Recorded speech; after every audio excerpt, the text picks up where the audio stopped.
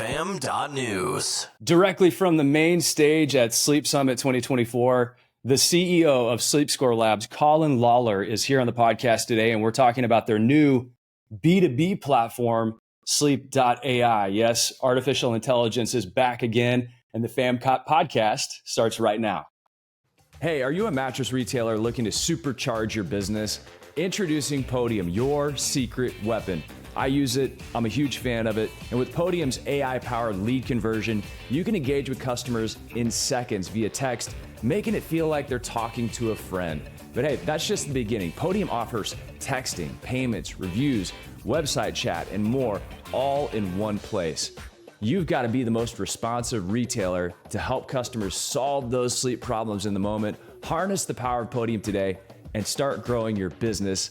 Visit podium.com right now to learn more.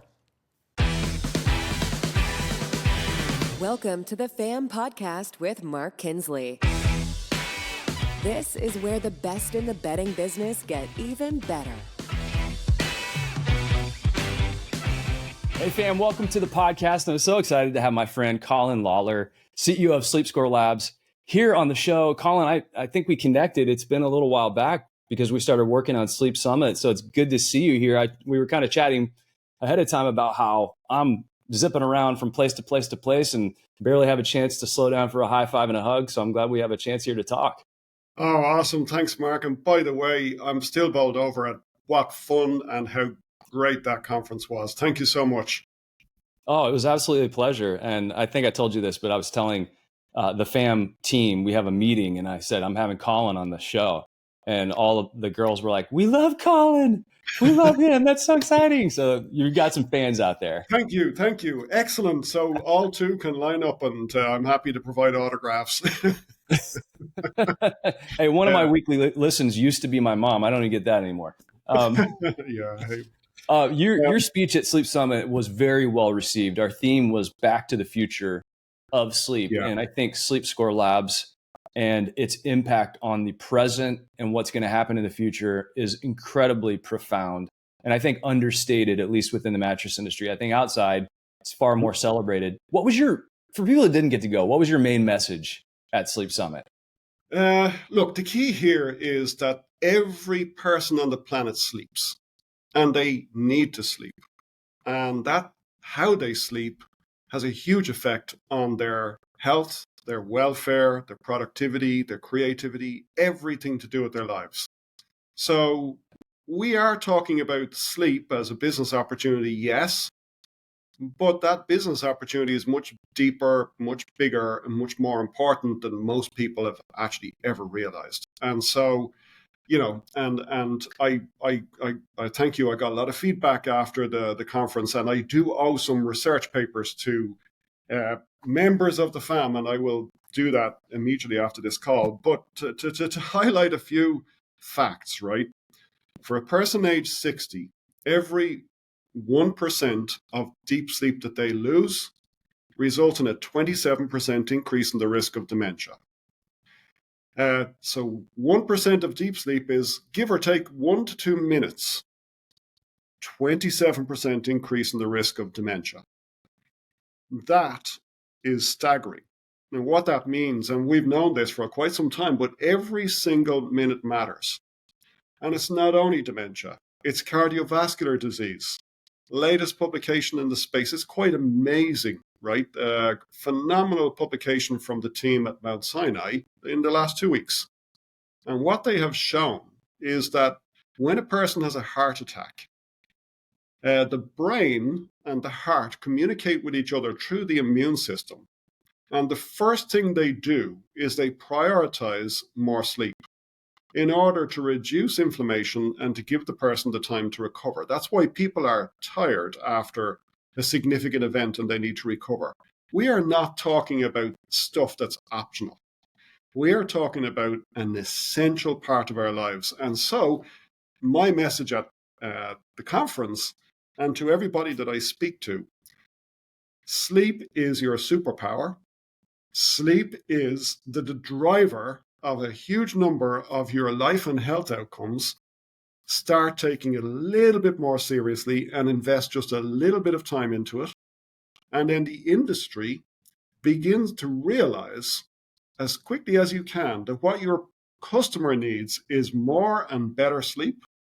And what you've got to do is know how to deliver that. And if we can all do that, well, billions of people, well, they're going to benefit from that. And that's kind of the message, right? This is not soft and comfortable and fluffy stuff. Yes, it's really important that sleep is soft and comfortable and that you enjoy it. But as I said, when you go to sleep, you think you're going into this relaxing, soft and cuddly and comfortable environment, and yes, you should be. But as soon as you're asleep, trillions of cells inside your body get to work. And they get to work to clean, they get to work to consolidate memories, they get to work to fix damage from the day, etc., etc. They get to work. So when your perception of being powered down is happening, the truth is your body's at work. And if you shortchange that work, you're going to end up with consequences. And what we want to do is connect all of these dots and make a difference by recognizing that and then helping the industry to start deliver real meaningful benefits, because every minute matters. Double red underline, big highlighter. 1 to 2 minutes of lost sleep increases the chance of dementia by 27%. I remember going back, it's been several years ago, and the studies started emerging that there was causation of dementia from lack of sleep because the beta amyloid protein builds up in your brain during the day, and there's only one way to flush the toilet on that brain and get rid of that horrible protein, and it's deep restorative sleep. That's right. The only way to do it. And so once we started sort of championing that message, I think people started paying more attention. But gosh, there's still a lot of work to do. And that message right there alone, I mean, right, like you said, and I really like the visual too, by the way, of all of those trillions of cells get to work. It's almost like, all right, the night shift can begin and like all the workers show up, but it can't happen until you go to sleep. And then they're really doing some stuff. It's not just this state of unconsciousness like people thought for, hundreds and hundreds of years. Oh yeah, look, when I was a kid, sleep was for wimps, right? You were not committed to your job if you weren't prepared to pull an all-nighter to get it done, right? And that was like a given. And in certain professions, even some aspects of the medical profession, it's still like a badge of honor. I've been an intern in a hospital, so therefore I can work for 24 hours without rest. That's changed because it's not true, right? It's dangerous. And continuous interruption to sleep is actually long-term going to cause a greater risk of pretty much every major chronic disease, from dementia to cardiovascular disease. If you've got diabetes, type 2 diabetes, and you control diet, but do not control sleep, blood sugars won't be stabilized. I mean, the data is really clear. We need sleep for a reason. There's one reason why evolution hasn't managed to get rid of the need for sleep. If it's just think about it, you're not able to work and find food for your family and so forth during those 7 to 8 hours when you're sleeping, but it has a really critical role. And you're right. It's every part of your body and every part of your mood, every part of your system is dependent on how well you sleep the night before. Let's talk about what SleepScore Labs does, but let's do it in a different way. Let's do it through the vehicle of the new platform, Sleep.ai. So if you're on your computer right now or you get your phone, actually go over to Sleep.ai and you can look at this new platform. But let's take it from that angle. Let's talk about what SleepScore Labs does, but start with Sleep.ai, if you would. Yeah, thanks. Well, look, I mean, this Sleep.ai is something we've been building for 6 years. We've owned the domain name for 6 years. We acquired a company called Sleep.ai 6 years ago. So I know that AI is trendy right now, but we've been thinking about this for a long, long time. And at its heart, you can see sleep impacts everything. But the question that people need to answer is, so what's the data tell me about how I sleep? Or what does the data tell a company about how its customers sleep? And what does the data tell us about which products, which services, and which behavior changes have the greatest effect on any given person? And the reality about sleep is that it's also very complex. We go through sleep phases and we spend time in each of those. That changes as we age. Environmental factors have a big effect. Behavioral factors have a big effect. The risk of disease, sleep disorders has a big effect. So it's very complex. And the only way you can solve any problem is by being able to measure it. So what we've been doing is we have been collecting vast amounts of data. And in Sleep.ai, at its very heart, we've collected, as of today, 566 million hours of data. Pardon me. And data from, imagine, every possible wearable, more than 500 different devices, from beds, even just from the phone, because we have some proprietary technologies of our own. And we've been collecting a vast amount of data. And with that data, we have a ground truth data that we originally developed inside ResMed, the global leader in sleep medical devices, which gives us very, very high quality data. And we've been able to figure out the relative strengths and weaknesses of each of those sources of data. What that means basically is no matter where the data comes from, if it's coming from somebody's Apple Watch or another wearable device or a bed or a phone by itself, we know what to do with that data. And so once we understand how any given person is sleeping, then it is possible to understand what does that mean? Does this person have a risk of disorder? Does this person need to change behaviors? Because we have the data, we understand not only how a person sleeps, but we also understand how to help them to sleep better. And so Sleep.ai brings that all together into one platform. And because it's turbocharged, it's huge amounts of data with predictive models and AI engines, and it's turbocharged. So now what we can do is we can help companies in the health and wellness space deliver better solutions, and they can integrate Sleep.ai quickly and easily into their applications, into their products. And it's much faster, but also vastly more reliable than trying to figure this all out by themselves, because as I've mentioned, sleep is incredibly complex. So our mission with Sleep.ai is to put the power of the best data and the best predictive models and the best coaching and other engines into the hands of the great companies that reach the consumer, so that together we can help billions of people to sleep better. That's the vision. How's this going to impact the mattress industry? I mean, you were in a room with lots of mattress people. You have Sleep.ai, which is a B2B platform. I mean, is this something in the future where you're going to have mattress companies that are truly able to prove better sleep? Is it going to be proving better sleep based on generalized profiles? How might it actually come into the mattress selling environment? A great question. So we have partnered with an increasing number of mattress companies. Mattress Firm, for example, is a significant strategic partner, and with them we have, and others, we have been essentially measuring the effect of any given mattress on how a group of people sleeps. Because we have almost 100,000 people in our sleep panel. That means we can identify people with any sleep issue or no sleep issue. And we have their sleep history, not just how they say they slept, but how they actually slept, because we've been measuring and collecting the data for quite some time. And we run remote, fast, but remote intervention studies. So we can say, take a population with struggling with a particular sleep problem, and then we can test the effect of sleeping on this mattress, using this pillow, using that bed base, sleeping at this angle, etc., etc. We can then measure what effect it has on their sleep. And by putting those things together, we understand which mattress works for which people. That helps our partners to make really strong scientific claims about the products that they're selling.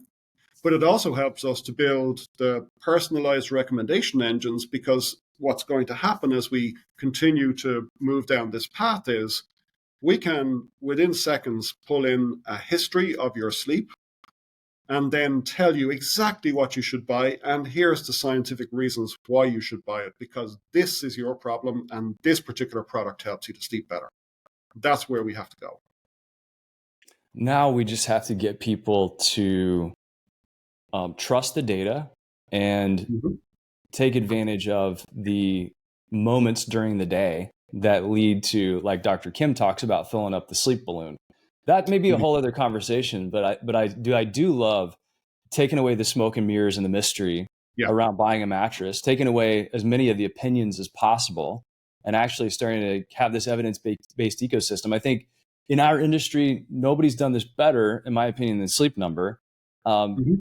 But Mhm. I don't know what kind of data actually backs that up, as opposed to them giving somebody a number and they've been able to say confidently Mhm. that they can prove that they improve sleep.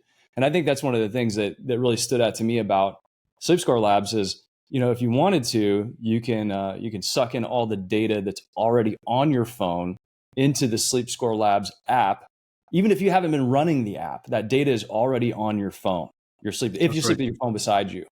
And then, in this magical world that Kinsley creates, you can wave a magic wand, of course, and like Yeah. you go into a retailer, the retailer says, hey, download this app that we have.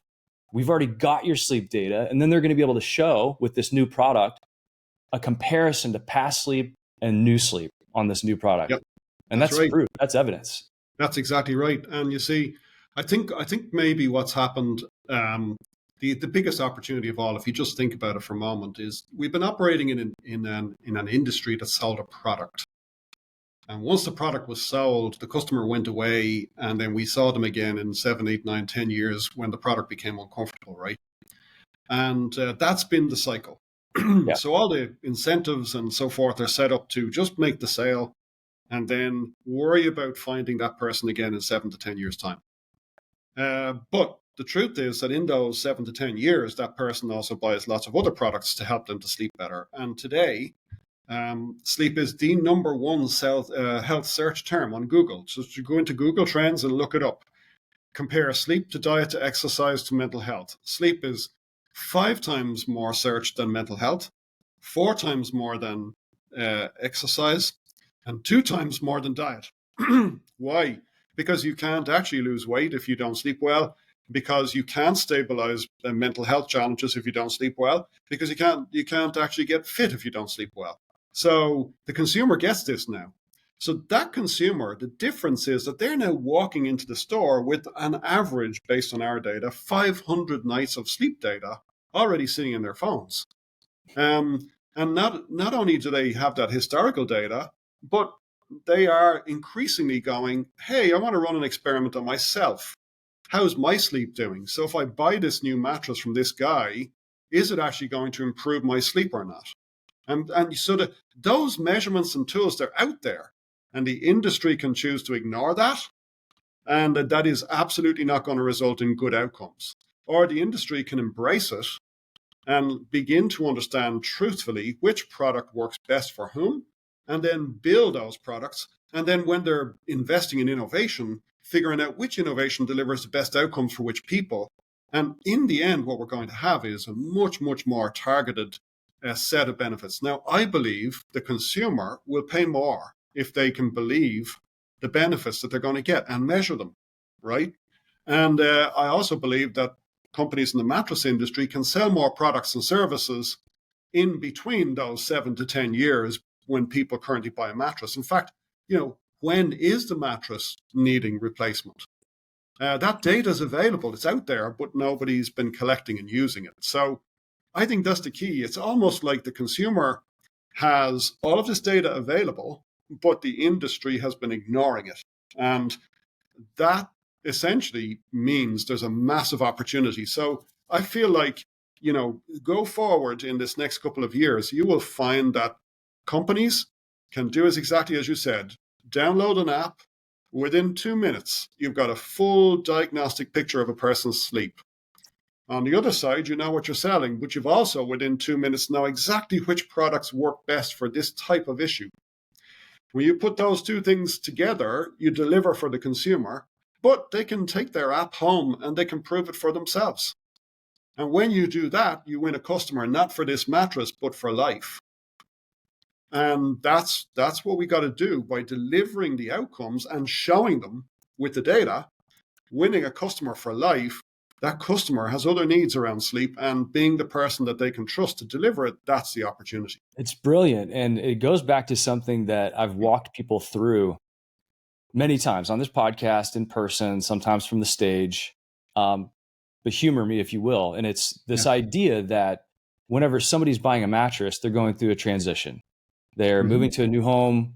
They're going off to college. Grandma's moving in, grandma's moving out. Somebody died, divorce, lake house, whatever it might be, remodel. And so most of the time it's a transition. And whenever transitions happen, it represents uncertainty. The underlying emotion associated with uncertainty is fear. Yeah. So on some level, people are scared when they're coming in to buy a mattress. And so what do you want when you're scared? You want an assurance of an outcome. You want a guaranteed deal. And so if you can get that assurance of an outcome with evidence, with data, that says, hey, we guarantee you're going to sleep better or your money back, and you have confidence to be able to offer that type of guarantee, that's a completely different selling environment that truly does speak to the consumer and the fears that they have associated with this purchase. Absolutely. And look, I think the consumer across the spectrum, if we take McKinsey published a fantastic report on the health and wellness industry in January of this year. And, first of all, sleep fits within a $1.6 trillion industry globally. And you've got to think about this. What is happening is the consumer is spending more money on their own personal health and wellness. That's what's happening. We're all buying supplements. We're all joining the gym. We're all making sure we have the right equipment. We're trying to make sure that our homes are, the environment in which we live is safe and conducive to good health. And sleep is a part of this movement, right? And in that movement, $1.6 trillion, there was no dip in the last 2 years. That continued to grow. Sleep had a little bit of a dip. Sleep mattresses in particular had a bit of a dip, but the general health and wellness trend, that has not abated. That continues to grow. And guess what? We're all aging. It's going to continue to grow further. This is a turbocharged need. People want to get themselves into a better health and wellness position, and they're prepared to spend their own money on it. Now, within that, they are tired of the snake oil. I mean, we're all tired of it, right? Oh, I've got the best gadget and I'm going to change your life and da-da-da. We're all tired of that. The consumer who's spending the most money is saying, okay, show me the data. I want to see the data. And if you show me the data, then I'm absolutely going to consider buying it. And when I buy it and there's data behind it, I'll pay more for it. What's interesting too, Colin, is let's pause on that point right there, data. Because there was a moment in time, and it really was more of a moment in time, where we had the ability to gather data at scale, unlike ever before. Call it the age of the internet. I mean, it was just easier to gather data. But the real problem with so much data was by the time you could figure out what the data suggested, it was expired, wildly expired. You would have to have teams of data scientists or meaning makers sifting through everything to try and figure out what was there. Those days are gone. You could take your data in the moment and use ChatGPT or Notebook LM or whatever system you want to use. You can load it up and you can start talking to it and you can start finding themes. You can start extracting information that you can make meaningful for your use case. So I think it's very interesting that, number one, the data, the meaning making behind the data, that gap is closed. Also, something you said that maybe dovetails here a little bit is that people are self-experimenters. I think during COVID, there was the trend shifted a little bit and people are like, there is no doubt in my mind, the number one and most important thing of all time is my health. We saw it with family members. Many people experienced it themselves. And so people started taking control, I think, of their health unlike ever before. And that's what you were saying. People are spending their own money. And sleep is the number one most searched term on Google. That's right. If we don't think we're sitting right in the middle of the ability to make the biggest impact on human beings ever, if we just have to start putting it all together, we're missing it. Yeah, and that's exactly where we are. And now I'll throw in one cautionary word or term, and which is when we come to AI. That's what Sleep.ai is essentially doing. We're taking in all of the available data, and within seconds, our models are now capable of understanding how a person sleeps, what their issues are, what their risks are, and we can do that with an incredibly high degree of confidence. And that's a game changer in itself. But also we know what works for whom. So that's also connecting those dots, a game changer too. So you need, though, when it comes to sleep, because we're now talking about people's health, right? And when we're talking about people's health, we can't quite trust the LLMs yet to be used in an unsupervised fashion because of the risk of hallucinations, right? And that is one of the concerns in the health space. And how we've addressed that is by really, really understanding what the data actually says. We can build the guardrails to make sure that the LLM models don't go crazy and make the wrong interpretation, right? And that's really, really important when it comes to somebody's health. So what Sleep.ai does is it takes all of the available data in, it normalizes it, so we know exactly where there's a weakness, where there's inaccuracy, where there's a problem, and sorts that all out so you don't have to as a partner. And then you can focus on, well, what's really going on and where are the insights and how can I add value? And that's the focus. That's the focus for us, is being a highly, highly specialist AI platform for sleep, with everything published, everything grounded in the science. That's to us really, really important.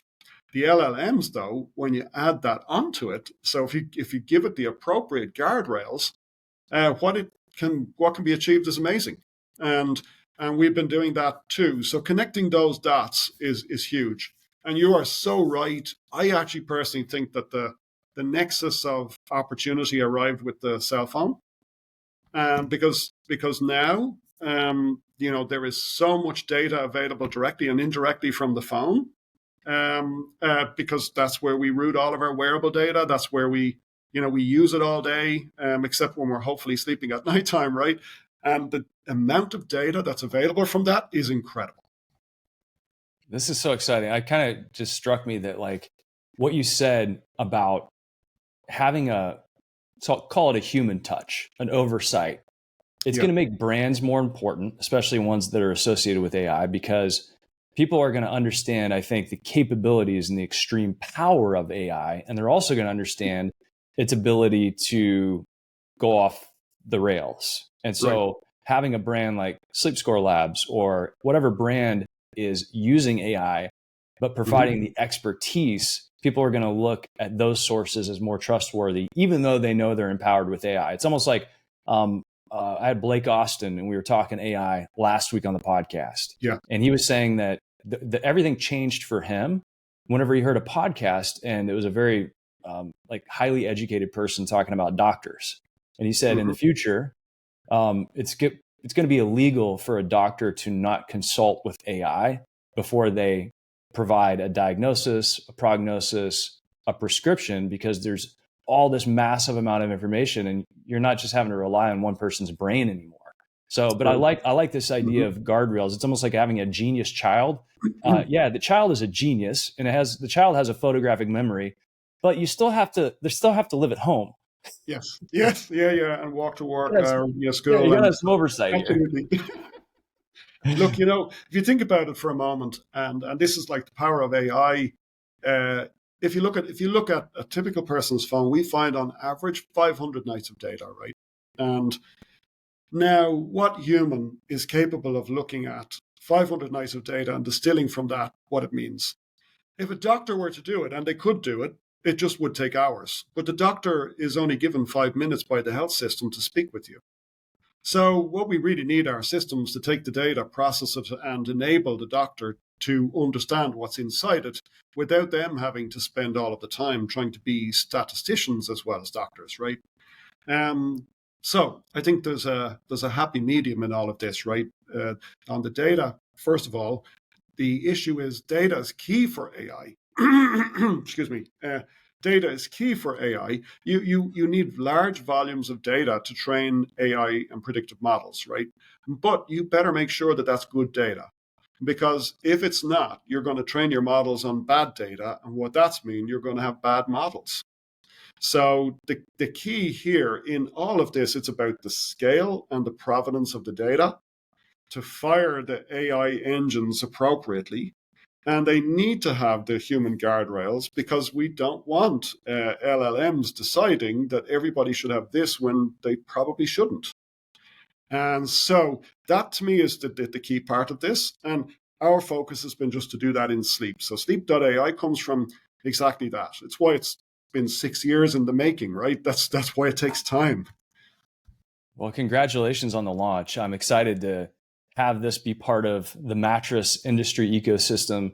I'm excited to see what businesses sign up and use it and where they take it, because that's one of the magnificent things about AI is all the different use cases that you can imagine and then deploy with relative ease. And like you said, it's going to be junk in, junk out. If you got a bunch of junk science and a bunch of junk data around sleep, and that's what the large language model, the LLM, is trained on, it's only going to give you junk out. So being able to curate that, select it, and then feed that thing in and see what we can do with it in the future is going to be so exciting. And I can't wait to kind of have a sidecar seat as these things unfold.